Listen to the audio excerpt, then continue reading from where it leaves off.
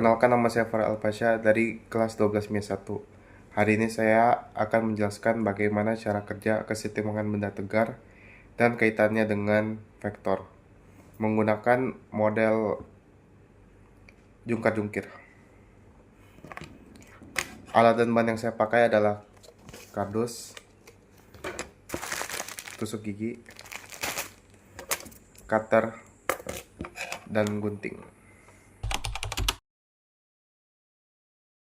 Langkah pertama yang harus kita buat adalah kita harus membuat titik tengahnya yang menjadi tumpu miniatur. Dengan menggunakan kardus, kita akan membentuk segitiga, dua segitiga sebagai tumpu.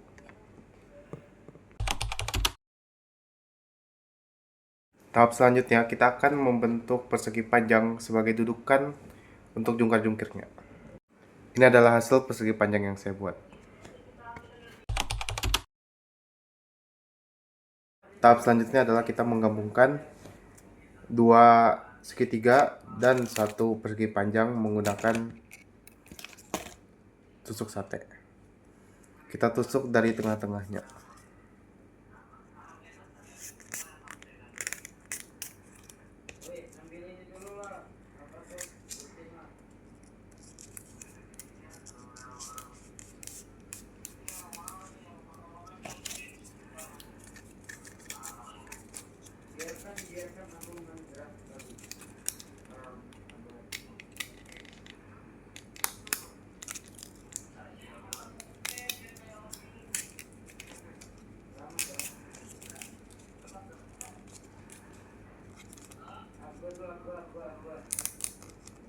Setelah kita gabungkan begini, potong ujung-ujungnya yang berkelebihan.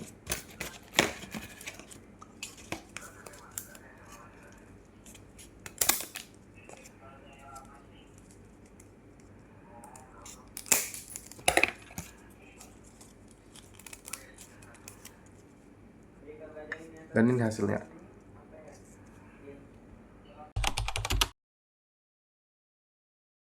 Setelah kita bikin tumpuan untuk jungkar-jungkirnya, kita tempel dengan glue gun agar merekat. Selanjutnya kita akan buat penampang dari jungkar-jungkir ini menggunakan persegi panjang. Setelah jungkar-jungkirnya selesai, kita akan melakukan tes terhadap jungkar-jungkir ini. Saya memiliki dua benda yang memiliki massa yang sama, dan saya akan taruh dengan jarak dari titik pusat pas 5 cm, saling 5 cm. Kita bisa lihat dari sini bahwa tidak ada yang terlalu naik, tidak ada yang terlalu turun.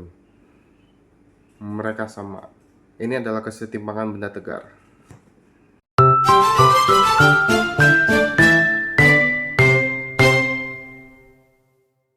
Jadi, apa sih kesetimbangan benda tegar itu?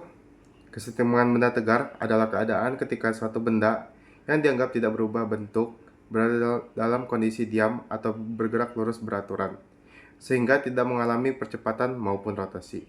Supaya sebuah benda tegar berada dalam kesetimbangan, dua syarat utama harus terpenuhi. Yang pertama itu resultan gaya sama dengan 0, artinya semua gaya yang bekerja saling menyeimbangkan. Jadi bendanya tidak naik dan tidak turun. Yang kedua adalah resultan momen gayanya atau torsi sama dengan 0. Gaya torsi adalah gaya putarnya.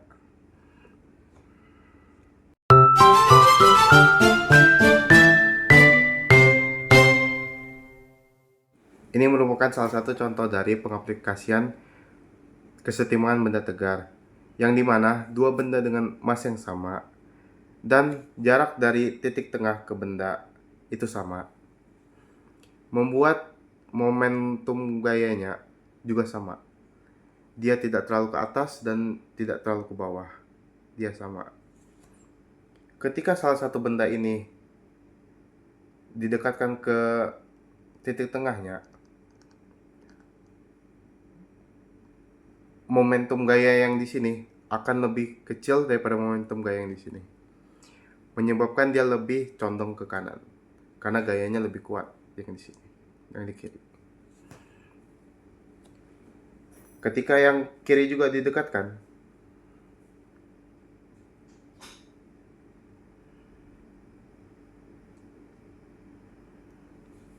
dia akan setimbang lagi karena dari titik tengah ke benda kedua ini sama.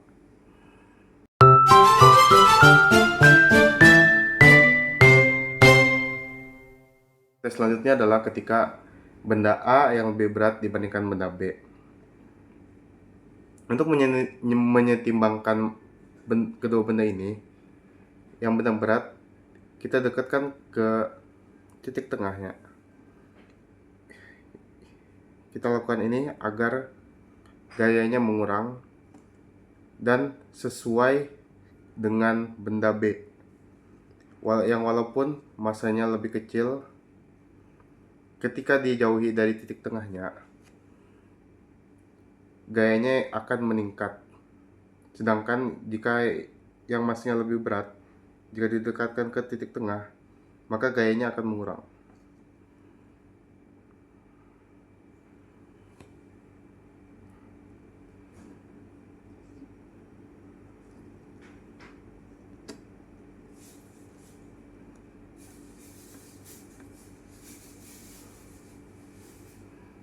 Seperti ini. Jadi dari tes-tes yang saya lakukan, kita bisa simpulkan bahwa momen gaya itu berbanding lurus dengan jarak.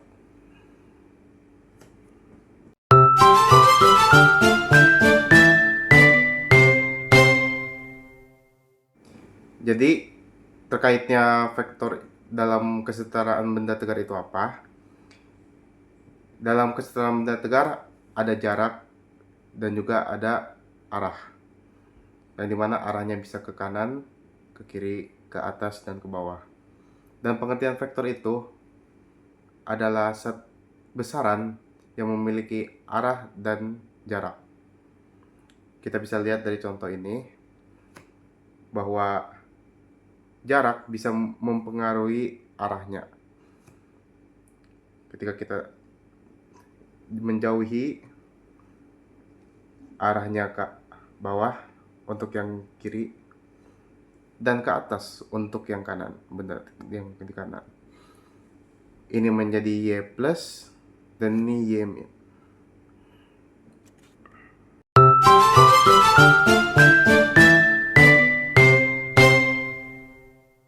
Sekarang saya akan membuktikan kesetaraan benda tegar menggunakan rumus fisika. Dimisalkan ada balok dengan panjang 10 meter dan di atasnya terdapat benda yang berberat, dua benda yang memiliki berat yang sama, itu 5 kg dan 5 kg. Berarti titik tengahnya di sini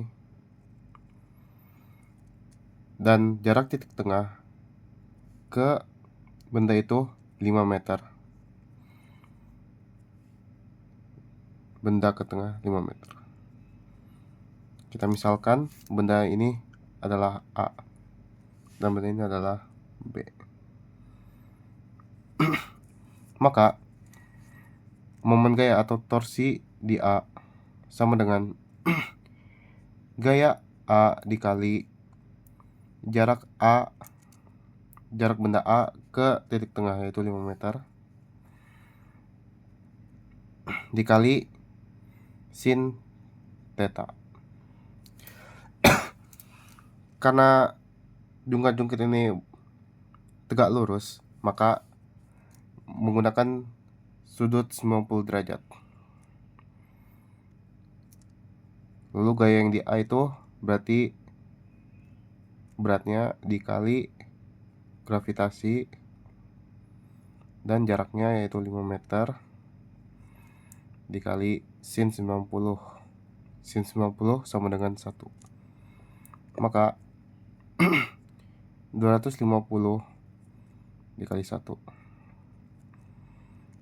Hasilnya adalah 250 Newton meter. Sekarang untuk momen gaya di B.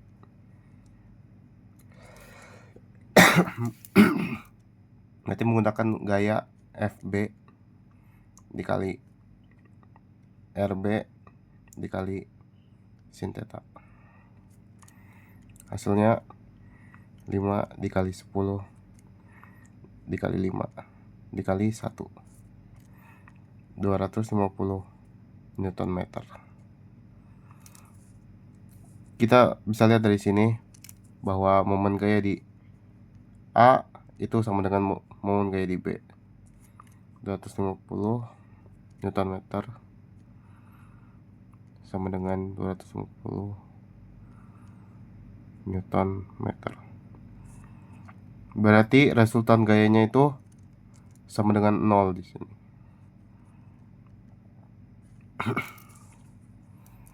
Dan jika misalnya kita mendekatkan yang objek B ini sejauh misalnya 2 meter kita dekatin, maka jarak dari titik tengah ke benda B ini menjadi 3 meter. Sekarang kita hitung momen gaya yang di B. Terus di B sama dengan FB dikali RB dikali sin theta. Sekarang berarti 50 dikali jaraknya menjadi 3 kali 1 berarti 150 Newton meter. Sekarang berarti torsi A itu berarti lebih besar daripada torsi B, atau momen gaya A lebih besar daripada momen gaya B.